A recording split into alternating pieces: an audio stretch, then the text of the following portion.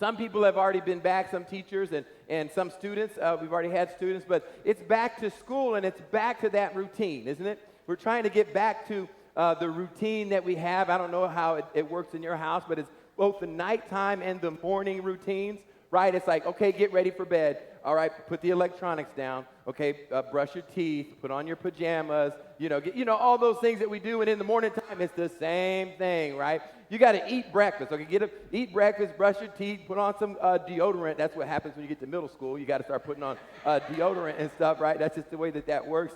And you hope that they figure it out. But as late as high school, I can still remember having to ask my older son, "Did you brush your teeth today?"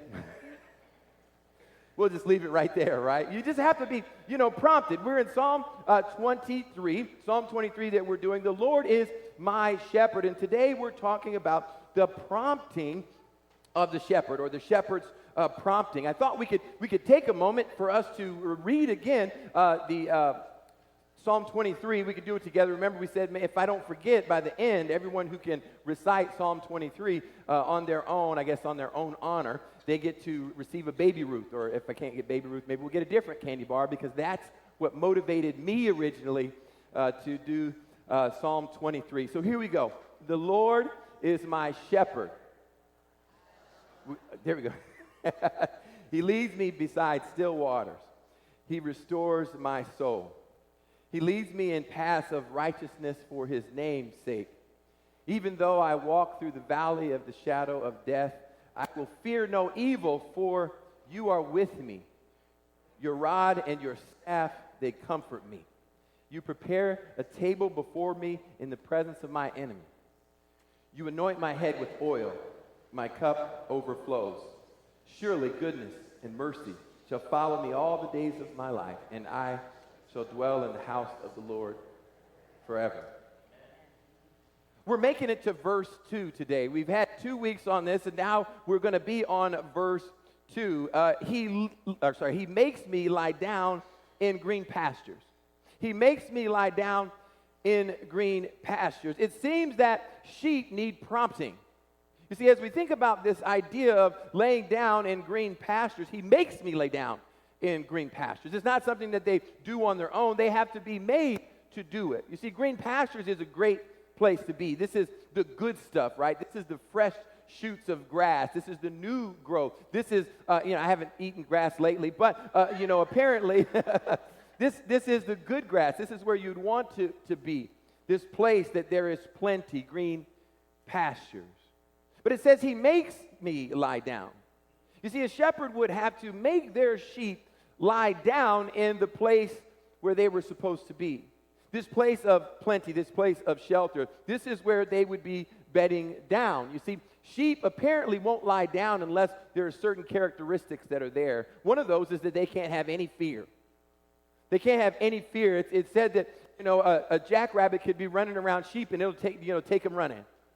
Right? There can't be any agitation. There can't be any agitation. Flies flying around them and things like that. They just get all worked up. No tension between the sheep. I don't know what that means, but supposedly that sheep can get mad at each other. They can get attitudes. I don't know. They can't have any tension between them, right? So they need all these characteristics to be able to lay down. But it says he makes me lie down. It's a causative. It's him that is making us, because the problem is we as people as well, we can get ourselves in a mess. Sometimes it's hard for us to lie down. It was in 23, in the fall of 23, you all may remember this, but in the fall of 23, there was a football game between Pattonville High School and Rittner High School. And what happened was that the police, and I'm at the end zone, and I see this happen, so we have to put in all these particular rules and stuff where they don't even get to interact. They have to go in a different schools because they like to fight and stuff, right? That type of a thing. Well, what had happened was some students were told to leave the premises, and they took off running. And I don't know about you, but these kids freak out pretty quick. It's like, and they see somebody running, then they start running. It was to me, I thought it was the kids were just trying to rush it. They can't stop all of us from going to the other side.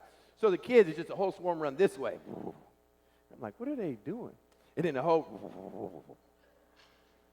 And then all of a sudden, people start booking out of the stadium, right? They start booking out of the stadium because somebody said they heard gunshots, right? There were no gunshots. But they just ran off and followed the crowds. That happened this past spring down in Dallas. Sister Stout was sharing it with us I didn't know this was connected at the time when she first was telling us in Sunday school, but it was one of her granddaughters, right? Brother Stout was one of her granddaughters who was down there, and what happened at this cheerleading competition, someone, they heard gunshots, and they stampeded out of the place, and people broke bones and, bruises and everything. And what had happened is two parents, you imagine that, two parents get in a fight. I don't know what you fight over at that point in time, but two parents get in a fight, and then some poles get knocked over. And so this arena of people stampede out, running people over. There was, in St. Louis, there was a news story, and this woman's face, because she got pushed down and trampled, they broke her nose and everything. It was a hot mess. See, we're like sheep, right?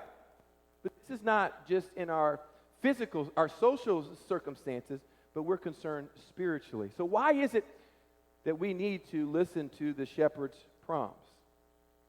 Well, first of all, it's because we don't know what we need. We don't always know what we need. I played soccer in college, but my career started in high school. There was that 1 year that everybody plays in elementary, that extra babysitting, I think it is. You drop your kid off, and they run around for a while. I think that's what my mom was doing. But, sorry, Mom, if I outed you. She watches online a lot of times, but no one's pointing fingers at you. So I played then, but in high school, I was avoiding, you remember this, that I avoided soccer. I avoided track because I had lost my freshman year in the conference tournament, and so I decided I was going to play soccer. I really hadn't decided, but it just looked like a fun idea because instead of running in circles, you can run at people and knock them down. Boom. Okay, so the thing was when I go out for soccer, I don't know exactly what I need, but I figure you need some cleats. And when I was in junior high, they would provide us with, the schools would provide us with equipment, right? And one of the things they provided us was some cleats. Right? They were cheaper cleats. I guess that's why they didn't recycle them. In high school, they let you use them and then they took them back, right? But when I had these cleats left over from my freshman year, and I put on these cleats. They were not soccer cleats. And I found out I didn't have exactly what I needed. So what I had to do, this linebacker, I was a linebacker my sophomore year. Well, actually all my years of high school, this linebacker is out on the soccer field with football cleats on. And I had to cut the toe, right? Because if you know anything about soccer, you can't have a middle toe, and or cleat, sorry, the toe cleat. Because when you kick people like I often did, I guess it injured them more if there was a cleat there. You see, we don't always know what it is that we need. That's why we need the shepherd's prompting. It's in Luke chapter 10.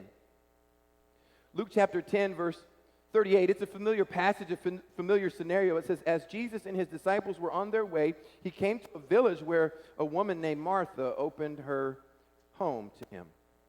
She had a sister called Mary, who sat at the Lord's feet listening to what he said, but Martha was distracted by all the preparations that had to be made.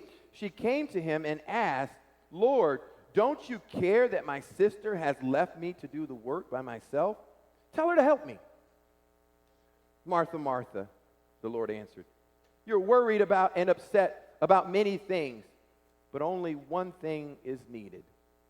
Mary has chosen what is better, and it will not be taken away from her.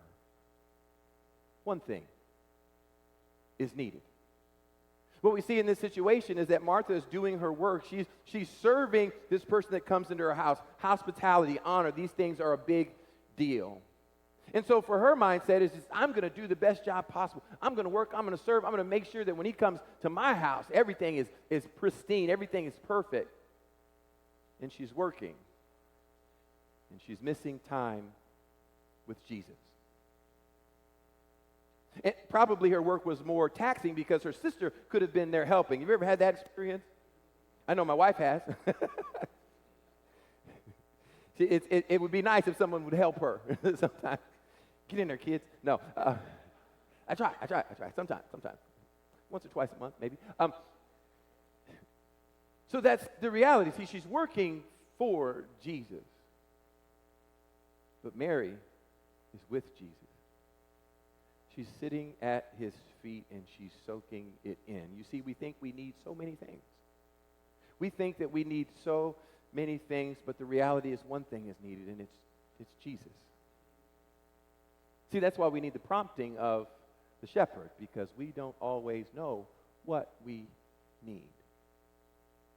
A couple summers ago, I'm driving through catching Pokemon in the Dunnigan Park. Some of you know what Pokemon Go is, but I was catching some Pokemon, and I'm driving through the park, and I see this. It's the summertime, and I see a gentleman out there with two young men, and they're running routes. They're running these routes, right? And he's throwing them the football and stuff. And for whatever reason, my mind wandered to, I wonder if he sits them down and he goes through their math facts.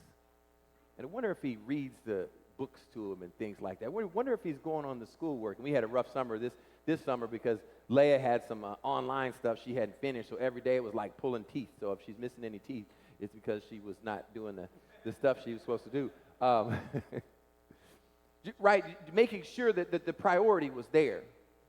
Like, when you think about it, you know, I don't know if you've ever heard of this. Many of you had. It's called the success sequence. I don't mind sharing it with you again if you've never heard. The success sequence says that if you follow this sequence, or those that follow this sequence, 92% will not be in poverty.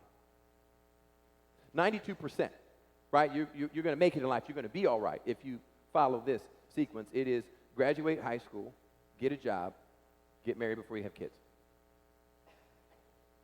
That's it. It's not a causation thing. I wouldn't say that it's a causation thing, meaning if you graduate from college and you get a job and you get married before you have kids, that you're automatically not going to be in poverty, or like by doing these things that magically the universe conforms to whatever your needs are. That's not what I'm saying. What I'm saying is there's a correlation. That sometimes we don't really know what we need. And so we have a lot of young people, we have families, especially dads pushing their kids to be these great athletes, you know, from an early age, instead of pushing them to get an education. So they can, you know, be normal like the rest of us. See, this is not about success in life. This is about success for eternity. So the question is, do people realize, do they put the time and the effort into what they really need? And that is a relationship with the Lord Jesus Christ. See, we don't always know what we need, so we need to follow the prompting. He makes me. Because we need Jesus. Not only do we need to follow his prompting because we don't always know what we need, we don't always know when we need it. You wouldn't believe how much, maybe you would, because I kind of believe it, but you wouldn't believe how much students are like concerned with relationships in high school, right? You know, I have these different students that I have to try to tell them now that I'm better, right? Now that I'm better, I can tell them this. I try to get their minds off of that. I try to say, what are you worried about? Why are you worried about this relationship? Very few people, you know, marry their high school or middle school, definitely not middle school sweetheart, right? Some of you maybe have married your high school sweetheart or something like that, but that's few and far between that happens. And these young people are so worried about relationships. They're letting their grades tank. They're letting life, right? Their life pass them by. It's crazy what they allow to happen because they're caught up in these relationships. There was one young lady that would talk over every day. It was like, you need to, why are you still talking to that guy, right? She was complaining to her neighbor the whole time. As soon as we stopped going over any math, she said, well, you know, he did and this, that, and the other, da-da-da. And I tried to tell him, hey, you know what? I get it. Because I remember, you know, in first grade, I knew the one, Sarah, man. That didn't work out because we moved, and then there was 5th and 6th grade, Kirsten Martin, man, she had those, you know, I knew it when we got to paired up to do the 4 square. You remember doing that in elementary school? That do-si-do, boy, that got me. It won my heart, right? She used to have these puff balls, right, before it was in a rap song or anything, right? She had these Afro puffs. And, you know, she moved away, right? You know, then there was 8th grade. Oh, man, Vicky. I thought Vicky was the one. She broke my heart, just ripped it out. And that didn't even get to the one we talked about a couple weeks ago that left me lonely, right, when she went off with my best friend at the time. I get that, but I'm better now. I'm better now. She found me. She saved me. She saved me because she was the right one. But the thing is that we think we need it now. We think that this is what we should be doing, that these relationships, and we search for this. And maybe it's sports, and maybe it's something else that young people are doing, but they're passing up on what they need to do and when they need to do it. You don't need to be caught up searching for these relationships. What you need to do is search for the important things. In Luke chapter 12, starting at verse 22, you see this is a kind of a parallel passage from the Matthew 6 that we read last week. It says, Jesus said to his disciples, "Therefore I tell you, do not worry about your life, what you will eat, or about your body, what you will wear. Life is more than food, and the body more than clothes. Consider the ravens. They do not sow or reap. They have no storeroom or barn, yet God feeds them. And how much more valuable you are than birds. Who of you by worrying can add a single hour to his life? Since you cannot do this very little thing, why do you worry about the rest? Consider how the lilies grow. They do not labor or spin, yet I tell you, not even Solomon in all his splendor was dressed like one of these. If that is how God clothes the grass of the field, which is here today and tomorrow is thrown into the fire, how much more will he clothe you, O you of little faith? And do not set your heart on what you will eat or drink. Do not worry about it, for the pagan world runs after all such things, and your Father knows that you need them. But seek his kingdom, and these things will be given to you as well. Do not be afraid, little flock, for your Father has been pleased to give you the kingdom. Sell your possessions and give to the poor. Provide purses for yourselves that will not wear out, a treasure in heaven that will not be exhausted, where no thief comes near and no moth destroys. For where your treasure is, there your heart will be also. You see, in the Matthew passage it says, but seek first his kingdom. Here in Luke, it just says, but seek his kingdom, and all these things will be added. You see, there's a priority to it all. There's a priority to it all that we should be putting God first. We should seek his kingdom and his righteousness, and the rest will take care of itself. The rest will take care of itself. You see, we know that Paul understood that, you know what, I can go with or without. You see, whenever you can live that way where you can be well-fed or go hungry and be content, that's the place to be. Because if your stomach is always growling and always making you do something, then that causes us to sometimes forget about the most important thing, what needs to come first, and that is his kingdom and his righteousness. I would always tell young people that you know, again, because I figured I've been through, right? I've been through that, but I'm better now, right? I'm better now. I tell them this. I say, you know, you're not ready to be with somebody until you're content with just being with God. You're not ready to be in a relationship until ultimately you're content to be with God alone. And I know some of us mess that up. I know some of us go, you know, we get in a relationship and then what happens is, you know, maybe some good things, some bad things, but oftentimes it works out, sometimes it doesn't. But you see, before we enter into a relationship, we should be seeking his kingdom. I still remember Brian Smith. He was one of the soccer players at Ozark Christian College, and I remember he was in a relationship with a young lady, and the truth of the matter was this, is they had two different visions, pathways that God was taking on them. They had entered into a relationship, but she was going on the mission field, and I can't remember exactly, or maybe vice versa. They didn't have the same call in the church, in the ministry, and they had to decide. We follow God first, so our relationship's not going to work out. So you seek his kingdom first. And we're blessed to have Lachey's man over here.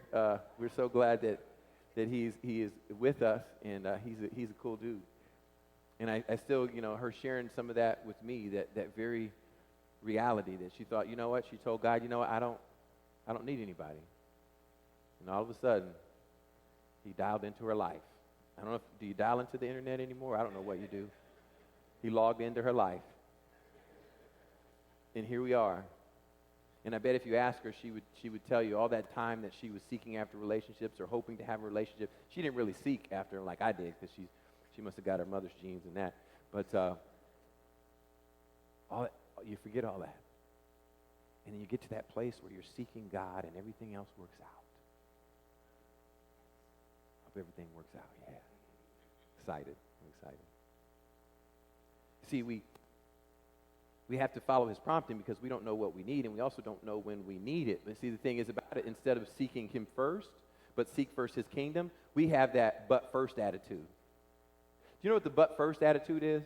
It's that Luke chapter 9, when they would follow after Jesus but first. I'll follow after you, but first. I know I'm ready to come after you, but first. And what did Jesus say to him? If you put your hand to the plow and you look back, you're not fit for the kingdom. You see, I think it's twofold. I think it's very, very much twofold. It's twofold in the sense that Jesus was going to be on the cross before they even could blink an eye. If you're going to follow him, if you're going to be a part of his earthly ministry, you need to come now. And a lot of people missed out on it. But the truth of the matter is that a lot of people miss out on Jesus because they think, but first, let me do this. But first, let me do that. But first, let me do this. Because that's for aged people, right? That's for grown folks. They're the ones that get serious about their walk with God. I'm young. I got to sow my wild oats. And they miss their opportunity. You see, in that Luke chapter 12 passage, it comes right after the rich fool. Do you know the story of the rich fool? And see, that really leads us into our next point, our final point. You see, we follow the prompting because we don't always know what we need. We don't always know when we need it. And finally, we don't always know why we need it. We don't always know why we need it. Before we get to that, those of you that pay attention to all the nonsense that I share will remember what happened to the first lawnmower that I purchased. Okay, so I didn't learn a lot of those dad things, those homeowner things when I was growing up, you know, because my dad was working, officiating, he was in the military, and it was us kids, right? You're messing the house up or whatever. And so I bought this lawnmower. I was so proud. It was at 14 Country Lane. That's where I used to live. We live on 12 Bonnie, Court now, but 14 Country Lane. I had this lawnmower. We mowed the lawn like 3 or 4 times. Mowed the lawn out. Right? Get it mowed, right? And you're feeling good about yourself. You got your own lawnmower, right? And I put it in the little storage area.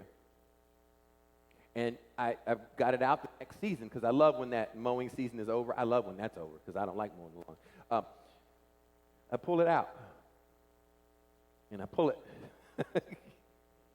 And those of you that are wise, those of you who have been trained by yard-working individuals, you realize that I didn't put any stabilizer in it, and I also did not drain the gasoline out. This might be new information for some of you. But you know what happens if you do that? The gas breaks down, and it clogs up the engine, and it ruins the lawnmower. That's why. You don't want to find out the hard way when you have to basically pay for repairs that could buy you a new lawnmower. We don't always know what we need, when we need it, or why we need it. You see, that passage in Luke 12 where he talks about this, where he gets going on this, is previously he talks about the parable of the rich fool. A man has these great crops and all this stuff, and you know what he decides? He decides, I got to build some good barns. We wouldn't want to be wasteful. I got to build some bigger barns so I can store, and then I'll take life easy, and I'll live happily ever after.